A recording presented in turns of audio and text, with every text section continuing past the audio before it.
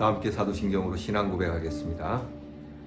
전능하사 천지를 만드신 하나님 아버지를 내가 믿사오며 그 외아들 우리 주 예수 그리스도를 믿사오니 이는 성령으로 잉태하사 동정녀 마리아에게 나시고 본디오 빌라도에게 고난을 받으사 십자가에 못 박혀 죽으시고 장사한 지 사흘 만에 죽은 자 가운데서 다시 살아나시며 하늘에 오르사 전능하신 하나님 우편에 앉아 계시다가 저리로서 산 자와 죽은 자를 심판하러 오시리라. 성령을 믿사오며 거룩한 공회와 성도가 서로 교통하는 것과 죄를 사하여 주시는 것과 몸이 다시 사는 것과 영원히 사는 것을 믿사옵나이다. 아멘. 오늘 우리가 함께 부를 찬송은 찬송가 176장 주 어느 때 다시 오실는지, 찬송가 176장 다 함께 부르겠습니다.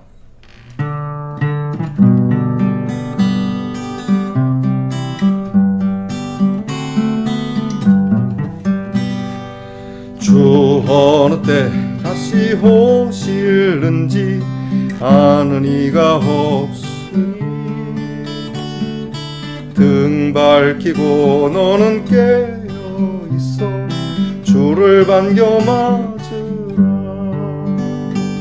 주 안에서 우리 몸과 마음이 깨끗하게 되어서 주 예수님 다시 오실 때에 모두 기쁨으로 맞으라. 주 오늘에 다시 오신다면 부끄러움 없을까? 잘하였다 주님 칭찬하며 우리 맞아 주실까? 주 안에서 우리 몸과 마음이 깨끗하게 되어서 주 예수님 다시 오실 때에 모두 기쁨으로 맞으라. 주 예수님 맡겨주신 일에 모두 충성 다했나? 내 맘속에 확신 넘칠 때에 영원한 식 없겠네. 주 안에서 우리 몸과 마음이 깨끗하게 되어서 주 예수님 다시 오실 때에 모두 기쁨으로 맞으라. 주 예수님 언제 오실는지 한밤에나 낮에나 늘 깨어서 주님 맞는 성도 주의 영광 보겠네. 주 안에서 우리 몸과 마음이 깨끗하게 되어서 주 예수님 다시 오실 때에 모두 기쁨으로 맞으라.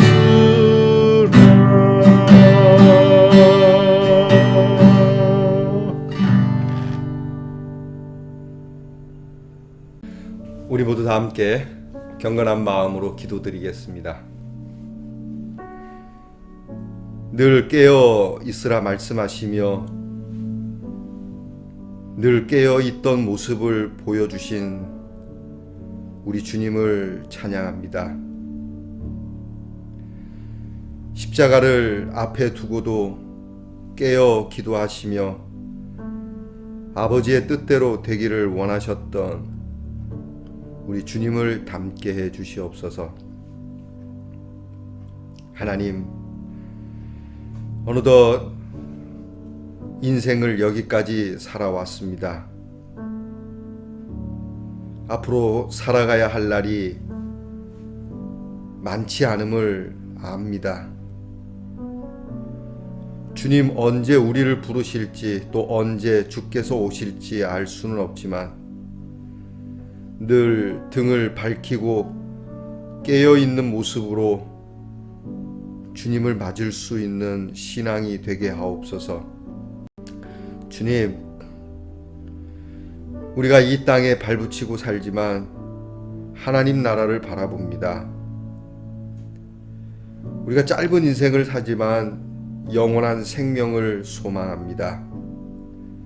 그러므로 하늘을 바라보는 사람답게, 영원한 생을 얻은 사람답게, 하루살이도 의미가 있겠습니다만 영원한 삶을 사는 사람의 삶의 계획과 그 움직임이 남다르게 하시고, 우리 주님께서 내가 너를 위하여 십자가 지기를 참 잘했다, 내가 너에게 영생 주기를 잘했다, 이 말씀을 듣고자 하는 사랑스러운 종으로 이 하루를 살게 해 주시옵소서.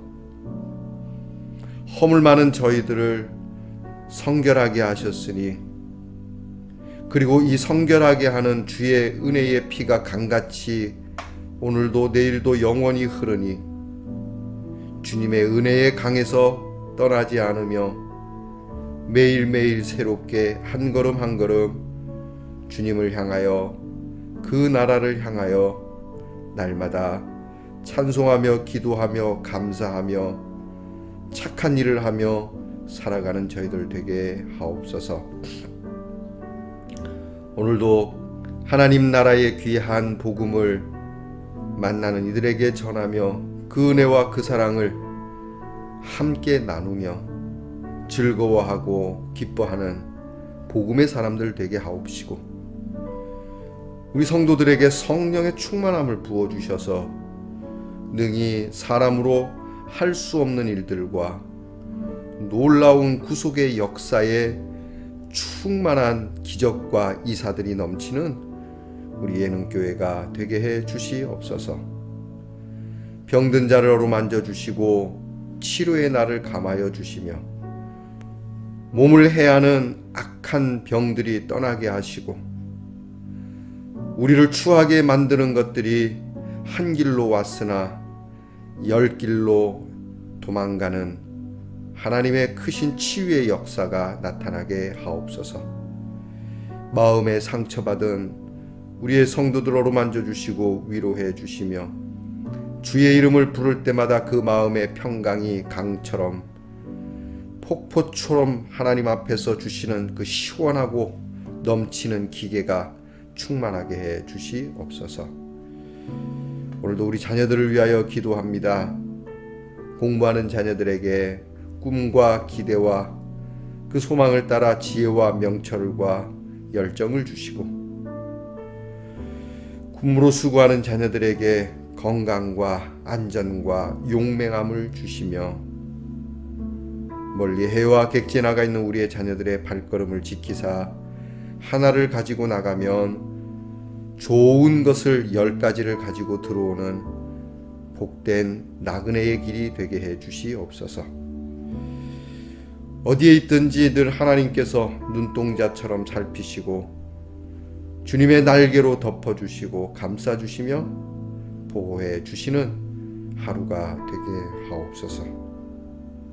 우리의 앉고 일어섬과 그리고 자고 깨어남을 지키고 보호하시는 우리 주 예수 그리스도의 이름으로 기도하옵나이다. 아멘.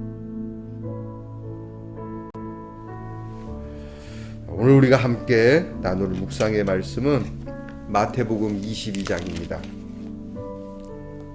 마태복음 22장 11절로 12절 말씀, 마태복음 22장 11절부터 12절 말씀 저와 함께 같이 봉독하겠습니다.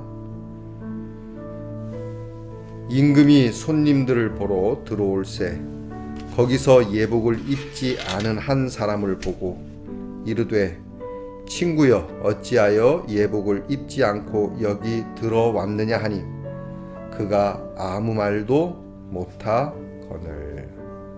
아멘.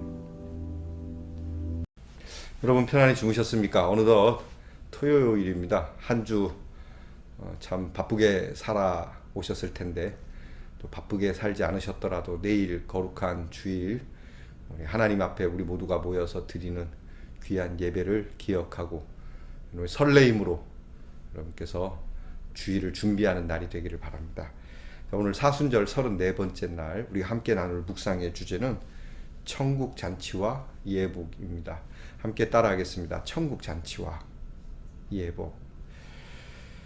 묵상을 위해 질문을 먼저 드리겠습니다. 여러분 언제든지 하나님 나라에 들어갈 준비가 되어 있습니까? 좀 무거운 질문이죠. 언제든지 하나님 나라에 들어갈 준비가 되어 있는가? 또 한편으로 얘기하면 언제든지 죽을 준비가 되어 있는가? 지금 죽어도 여한이 없겠는가? 표현이 좀 다를 뿐인데 죽는다고 이야기하면 조금 부정적으로 들리고 하나님 나라 갈 준비가 됐냐 하면 좀 긍정적으로 보이죠. 우리가 죽으면 다 하나님께서 우리를 위하여 예비하신 곳으로 가겠죠. 자, 그리스도인에게 있어서 언제든지 하나님 나라 갈 준비, 이 땅에서의 삶을 끝낼 준비가 되어 있는가?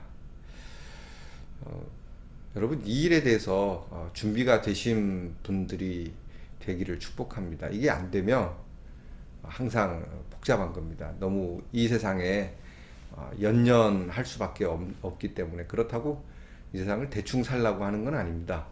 뭐 어차피 떠날 곳인데 뭐 대충 살자 이건 아닙니다.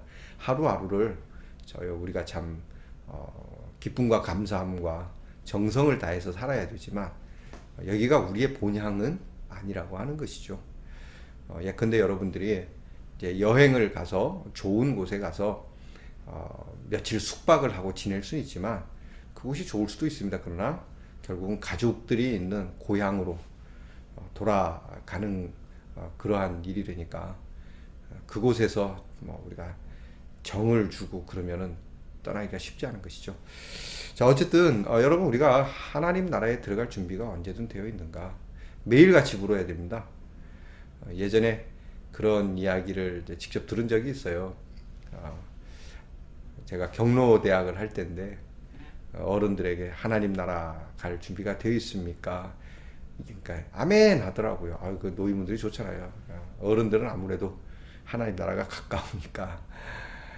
그러면 우리 오늘 밤에 갑시다. 그랬더니 할머니가 한 분이 아유 목사님 오늘은 안 돼요. 그러대요. 왜요? 그랬더니 아유 우리 저기 손주 다음 주면 결혼식 하는데 결혼식은 보고 가야지 그러더라고요. 일리는 있죠. 근데 여러분 그렇게 따지면 이날은 이래서 안 되고 저날은 저래서 안 되고 어려운 겁니다. 꼭 어떤 스케줄만이 아니라 우리가 어떤 재물적인 것이나 또 향락적인 것이나 세속적인 것들 때로는 말입니다. 하나님의 일을 핑계 삼아서 나는 떠날 수 없다고 얘기하는 사람들도 있습니다. 여러분 사명에 대하여 하나님께서 그 소명하심을 이루시는 것은 하나님께서 하시는 일입니다. 내가 정하는 거 아닙니다. 내가 주의 일을 해야 되는데 이것 때문에 하나님 내가 더 살아야 됩니다. 그런 거 없습니다. 나의 사명은 내가 사는 날까지일 뿐입니다. 물론 하나님 앞에 매달려서 기회를 더 달라고 할 수도 있겠지만 여러분 우리가 그것 때문에 너무 많은 에너지를 소비하지 말고 그저 언제라도 주님 불러주시면 감사함으로 가겠나이다. 여러분께서 이러한 마음으로 사실 수 있기를 바랍니다. 자, 묵상집을 함께 보겠습니다. 45페이지. 어떤 임금이 종들을 보내어 사람들을 혼인잔치에 초청했지만 거절당하죠. 다른 종들을 다시 보냈지만 핑계를 대며 거부하였고 어떤 사람들은 임금의 종들을 죽이기까지 합니다. 화가 난 임금은 군대를 보내어 그들을 진멸하고 동네를 불살라버리죠. 또다시 나간 종들은 내거리에서 악한 자나 선한 자를 만나는 대로 모두 잔치에 데려옵니다. 혼인잔치는 시작되었고 예복을 입지 않은 한 사람을 발견한 임금은 그를 쫓아냅니다. 자, 하나님께서는 이처럼 우리를 천국 잔치에 초대하시죠. 선지자들과 예언자들을 보내어 우리에게 하나님의 초청에 응답하라고 하십니다. 그러나 우리는 귀가 닫히고 눈이 어두워 하나님의 부르심을 무시하고 잔치를 위해 아무런 준비도 하지 않습니다. 설상가상 우리는 하나님의 아들 예수님을 십자가에 못 박아 버렸습니다. 더 이상 하나님의 마음을 아프게 하지 말고 천국 잔치에 참여합시다. 예수 그리스도의 보혈로 깨끗하게 된 예복을 입고 끊임없이 우리를 천국 잔치로 초대하시는 하나님의 부르심에 응답하는 여러분이 되기를 바랍니다. 오늘 성경 말씀은 예수님께서 혼인잔치의 비유로 들어주신 천국의 비유입니다. 천국은 마치 이런 건데, 천국은 어떤 임금이 자기 아들 왕자를 결혼시키는 것과 같다. 그리고 이 결혼식에 귀한 사람들을 초청하는 것과 같다. 이게 천국하고 무슨 관계가 있을까? 오늘 성경 말씀을 읽지는 않았지만 22장 1절부터 쭉 읽어보면 사건의 내용은 그렇습니다. 그러니까 왕이 임금님이 이제 귀한 아들의 혼인을 하니까 하객이 있어야 하잖아요. 처음에는 이제 특정 인물들에게 초청장을 보내는 거죠. 와주세요. 짐의 결혼식에 와주기 바란다. 여러분, 이러면은 사실 신하들은 전하 불러주셔서 성은이 만극하옵나 이러고 옵니다. 부르지 않아도 오고 싶어서 전하 저도 가면 안 되겠습니까? 이게 상식 아닙니까? 그런데 어떻게든 이 나라가 이 백성들이 그런지 제가 보니까 이제 첫 번째 초청장을 보낸 사람들은 주로 대신들 아니겠습니까? 유력한 사람들인데 이 부름에 뭐 왕을 우습게 여기는 것 같아요. 못 갑니다. 제차 보내는데 뭐 장가도 가야 하고 소도 잡아야 하고 뭐 논밭에 가서 할 일도 많고 그냥 전하의 일은 전하가 알아서 하십시오. 우리는 우리가 바쁩니다. 여러분, 요즘 민주주의 같은 때는 사실 그렇지 않습니까? 민주주의 때야 뭐 대통령 아들 결혼식 한다고 강제로 당길 수는 없는 것이죠. 네, 여러분께서 그 시대 상황을 이해하셔야 됩니다. 그죠? 여튼 사실은 이 왕의 이 일에 당연히 참석해야 할 어쩌면 의무가 있는 사람들일 겁니다. 근데 참석을 안 하니까 화가 났습니다. 심지어는 이렇게 왕의 잔치를 알려주는 왕의 신하들을 그 마을 사람들이 잡아다가 죽이는 일까지. 이거는 반역이죠. 언제 우리가 왕으로 삼았습니까?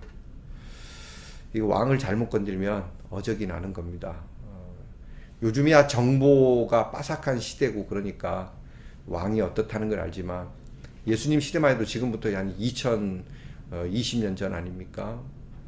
그때만 해도 여러분 2000년 전만 해도 왕에 대하여 잘못 보이면 한 마을 한 시족은 물론이고 한 부족 자체가 날아가 버리는 그런 상황이니까요.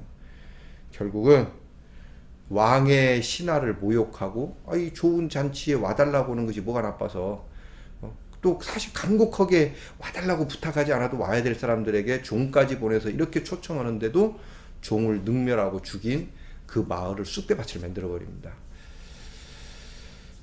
이게 하나님의 경고라고 하는 겁니다. 여러분, 이거 참 귀담아 들으셔야 돼요. 그러니까 예수님의 그 귀한 구원의 잔치에 여러분이 응답을 잘못하게 되면 여러분 일이 좀 복잡해질 수 있습니다. 이게 협박이 아닙니다. 적어도 누구의 부름인가가 굉장히 중요한 거거든요. 자, 그러고 나서 왕이 이래 갖고는 안 되겠다. 오히려 종들을 내거리로 보냅니다. 성에 있는 큰 내거리로 보내서 이제 크게 외치는 거죠. 홍보하는 거죠. 누구라도 좋다. 왕의 잔치에 고관 대작들만 올 수 있는 거 아니다. 여기 이제 민주적이죠. 이게 귀족들만 참석하는 왕의 잔치인데 이 왕이 탁 풀어놓습니다. 풀어놓고 누구도 상관없다. 착한 놈도 나쁜 놈도 상관없다. 오늘은 왕의 잔치지 않냐. 그러니까 누구라도 와서 이 잔치를 즐겨라. 그렇게 해서 사람들을 모읍니다. 그래서 왕의 잔치가 풍성해지죠. 근데 문제는 왕이 기쁜 마음으로 쭉 하객들을 돌아보는 중에 그래도 뭐 나쁜 사람이든 좋은 사람이든 뭐 지위고하를 막론하고 어쨌든 왕의 아들의 왕자의 결혼식인데 다 예복을 입고 하다못해 나비 넥타이 안 되면 새끼줄 넥타이라도 이렇게 메고 왔는데 한 사람은 잠옷바람으로 온 것 같아요. 그러니까 예복을 입지 않았다. 그러니까 대충 왔다는 얘기죠. 이게 무슨 자리인지도 모르고 분명히 그렇게 얘기했음에도 불구하고 덜렁덜렁 대충 와서 대충 즐기려고 한 이 사람은 쫓아내버렸다 라는 것이 오늘 말씀입니다. 자, 오늘 말씀은 어디에 포커스를 둬야 될까? 아까 우리가 주제를 하나님 나라와 예복이라 그랬지 않습니까? 참 귀하게 초대받은 자리, 감히 올 수 없는 자리, 상상도 할 수 없는 그 복된 자리에 초청을 받았음에도 불구하고 유감스럽게 쫓겨나는 일은 없어야 되지 않겠습니까? 기회를 잘 살려야죠. 그러니까 결국 이 사람은 예복을 입지 않았다는 거죠. 왕의 초청을 받고도 오지 않았던 그 고관들하고 같은 모습이에요. 오히려 고관들보다 더 나쁜 모습이죠. 안 오는 것보다 와갖고 그 자리를 어지럽히는 자, 그 자리에 반드시 있어야 할 태도와 그러한 모습을 갖지 않은 것은 그 자리를 능멸하는 것과 같은 거거든요. 여러분께서 생각해 보시죠. 여러분의 부모님의 귀한 생일 잔치를 이제 아시는 분들하고 생일 잔치를 하는데 뭐 아무 의미 없이 와가지고 한 사람이 들어와서 그 자리를 어지럽히거나 그 자리를 무색해하거나 뭐 대충 올 수 있죠. 그런 사람들이 뭐랍니까? 그냥 한 그릇 먹고 가세요. 그냥 이러지 않습니까? 시끄럽게 하기 싫으니까 한 그릇 먹고 얼른 가세요. 이렇게 하죠. 근데 여러분 그 사람이 거기서 끝내지 않고 이 자리가 우리 어머니 아버지의 귀한 생일 잔치인 것을 모르고 이렇게 깽판을 지기거나 그걸 못된 모습을 보면 어떻게 합니까? 멱살 잡고 끌어내야죠. 네, 그런 얘기입니다. 자, 여러분 오늘 우리는 두 가지 생각해야 합니다. 하나는 하나님께서 오늘 우리들에게 여기 이제 처음 임금이 초청했는데 오지 않은 사람들이 이스라엘 민족을 얘기하시는 거거든요. 그 하나님께서 오래전부터 선택하시고 양육하시고 구원을 주시고 그리고 온 세상 만민을 위하여 하나님의 구원의 역사를 이루고자 부르신 그 선민이 하나님의 부르심에 응답하지 못한 거죠. 꼭 이스라엘 사람만 그런 건 아닙니다. 우리도 마찬가지죠. 오래전부터 우리는 3, 4대 전부터 예수를 믿었다. 그래서 뭐? 하나님께서 왜 3, 4대 예수 믿게 왜 그 오래전부터 먼저 복음을 듣고 예수를 믿고 신앙의 가정을 이루도록 대를 이어가도록 했을까? 또 여러분이 1년이 됐든 10년이 됐든 30년이 됐든 하나님께서 나를 먼저 믿게 하고 나를 먼저 이 구원의 잔치에 초청해 주신 데는 이유가 있지 않겠느냐는 거죠. 근데 그 초청의 자리에 나는 어떻게 응답하고 있는가? 요즘은 더 힘들지만 예전에도 그랬습니다. 교회 나오셔서 예수 믿고 구원 받으세요 그러면 아마 됐습니다. 저는 바쁘고. 여러분 이게 이 잔치가 그냥 여러분들이 그냥 뭐 대충 오고 안 오고 하는 잔치 자리는 아니잖아요. 생명이 달린 자리죠. 목사님 저는 좀 잘못한 게 많아서 저는 그런 얘기를 해요. 여러분이 배를 타고 가다가 폭풍을 만나갖고 배가 뒤집혀서 물에 빠졌어요. 이제 막 죽어가요. 내가 붙잡고 있는 건 보따리 하나인데 이것도 얼마 안 있으면 뭐 보따리를 떠나서 이제 뭐 바다에 오래 있을 수 있겠습니까? 근데 마침 큰 배가 지나가요. 보니까 난파된 배에서 많은 사람들이 둥둥 떠 있단 말이죠. 여러분이 그 구조선의 선장이라면, 구조선 아니지만 그 배의 선장이라면 구조하죠. 여러분 올라오세요. 빨리 올라오세요. 그러면서 구조할 수 있도록 줄도 내리고 막 그러지 않겠어요? 그런데 여러분 여기서 나는 착하니까 올라가고 나는 안 착하니까 안 올라가고 그러겠어요? 일단은 살고 봐야 되잖아요. 아니 그렇습니까?